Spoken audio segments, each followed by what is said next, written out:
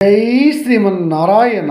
ఈరోజు మనం ధర్మపదం గ్రంథములోని చాప్టరు 5 విభాగము 70 ఆశ. ఆశ అనేది తీరని నాడు ఆ మానవుడికి వ్యధ మిగులుతుంది. జనమేజయ మహారాజా ధర్మరాజు అడగగా భీష్మాచార్యులు వారు ఆశ గురించి, ఆశ తీరకపోతే ఆ మానవుడు పొందే వ్యధ గురించి చెప్తున్నాడు, వినండి. ధర్మరాజా, మానవుడికి ఆశ అనేది చాలా పెద్ద నష్టాన్ని తెచ్చిపెడుతుంది. రాజా, నేను తీర్థయాత్రలు చేస్తున్న కాలంలో నేను బదరకాశ్రమానికి చేరుకున్నాను. అక్కడ తనుడు అనే ఒక మునీశ్వరుడు ఉన్నాడు. అతను నేను కలిశాను. అతడు తపశ్శక్తితో ఉన్నాడు, బక్కపలసగా బలహీనంగా ఉన్నాడు. నేను అతనితో కొన్నాళ్ళు అక్కడ జీవించాను. అతని ఆశ్రమంలో ఉండి అతడు చెప్పే బోధనలు విన్నాను. ఒకనాడు ఆ దేశ రాజు, అతని భార్య పరివారము అంతా వచ్చి ఆ మునీశ్వరుడిని కలిశారు. ఆ తనుడు అనే మునీశ్వరుడు ఆ రాజుకు అతని పరివారానికి మంచి మర్యాదలు చేశాడు.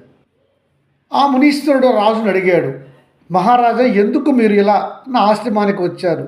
ఏమి మీరు కొంత వ్యాకులతతో ఉన్నట్టుగా కనిపిస్తున్నారు. ఆ వ్యాకులతకు కారణం ఏమి అడిగాడు. మునీశ్వరా, నేను ఒక పుత్రునికి తండ్రిని. ఒకే ఒక్క పుత్రుడు నాతో ఉండేవాడు, నేడు లేడు. ఆటకని బయటికి వెళ్ళి ఇంతవరకు ఎక్కడ ఉన్నాడో నాకు తెలియదు. తిరిగి నా ఇంటికి ఆ కుమారుడు రాలేదు. ఆ బాలుడు ఏ అరణ్యాలలో ఉన్నాడో నాకు అర్థం కాక వెతికి వెతికి వేసారిపోయాను. నా కుమారుడిపై నాకు ఆశ చావక తమను దర్శించుకున్నాను మహాత్మా అని చెప్పాడు ఆ మహారాజు. తనుడు అనే ఆ ఋషి కళ్ళు మూసుకొని ధ్యానంలో ఉన్నాడు. మరలా ఆ మహారాజు ఆ మునితో ఇలా అంటున్నాడు, మునివర్య, నా కుమారుడు దొరకలేదు. ఇంకా వెతుకుతూనే ఉన్నాను. నాకు ఇంకా ఆశ చావలేదు. నాకు నా కుమారుడు దొరుకుతాడో లేదో తెలియక చాలా వ్యధ పొందుతూ ఉన్నాను అని మరలా అన్నాడు ఆ మహారాజు. నా ఆశ తీరుతుందో లేక అడియాస్ అవుతుందో చెప్ప ప్రార్థన అని మునీశ్వరుని వేడుకున్నాడు ఆ మహారాజు.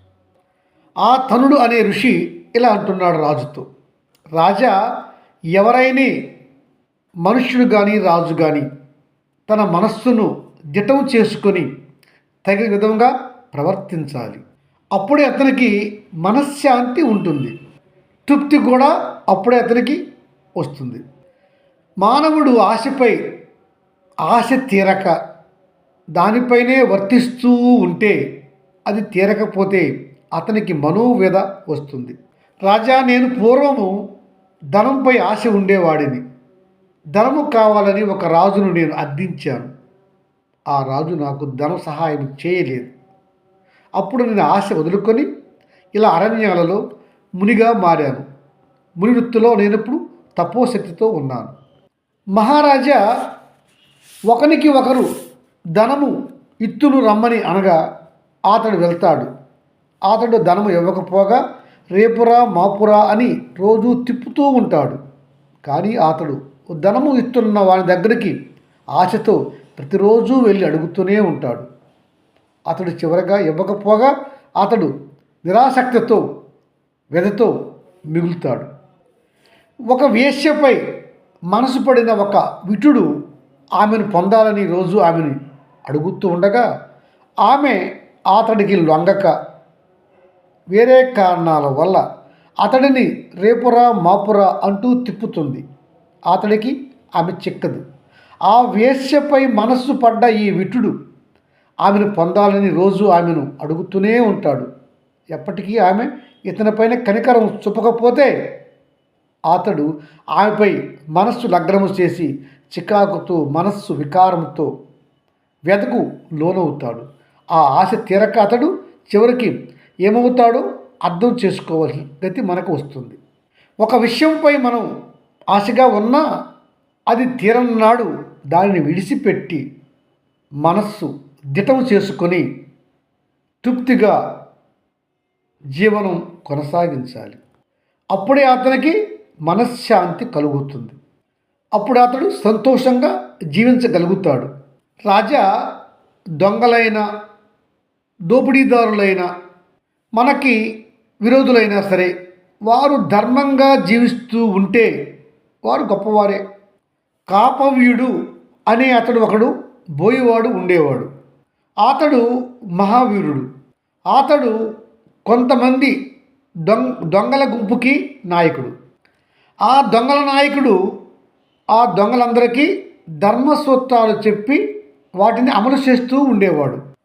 ఆ దొంగల నాయకుడు అమలు చెప్పిన ధర్మాలు ఏమంటే, పసిపిల్లలను, ఋషీశ్వరులను, స్త్రీమూర్తులను, ఆడ జంతువులను, గర్భంతో ఉన్న జంతువులను, గర్భంతో ఉన్న స్త్రీలను చంపరాదు, హింసించరాదు.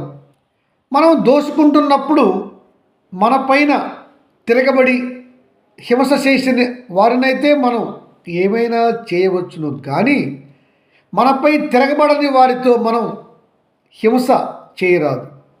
మనపై తిరగబడని వారితో మనం హింస చేసి వారిని సంహరించుట మహానేరం చేయకండి. ఇష్టం లేని స్త్రీని బలాత్కారము చేయవద్దు. ఆమె ఇష్టం ఉంటే అనుభవించుటలో అభ్యంతరము లేదు.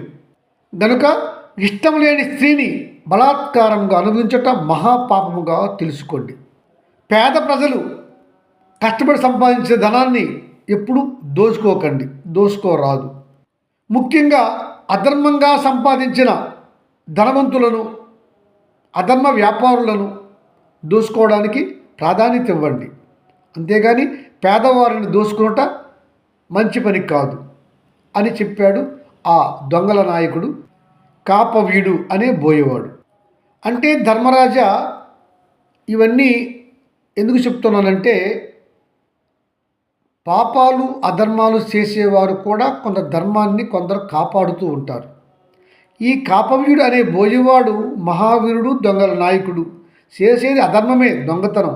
కానీ దానిలో అతడు ధర్మాన్ని ఎంచుకున్నాడు. అతడు చేసే దొంగతనాలు పేదవారిని చెయ్యడు. స్త్రీలను, గర్భిణీ జంతువులను, సాధువులను హింసించడు.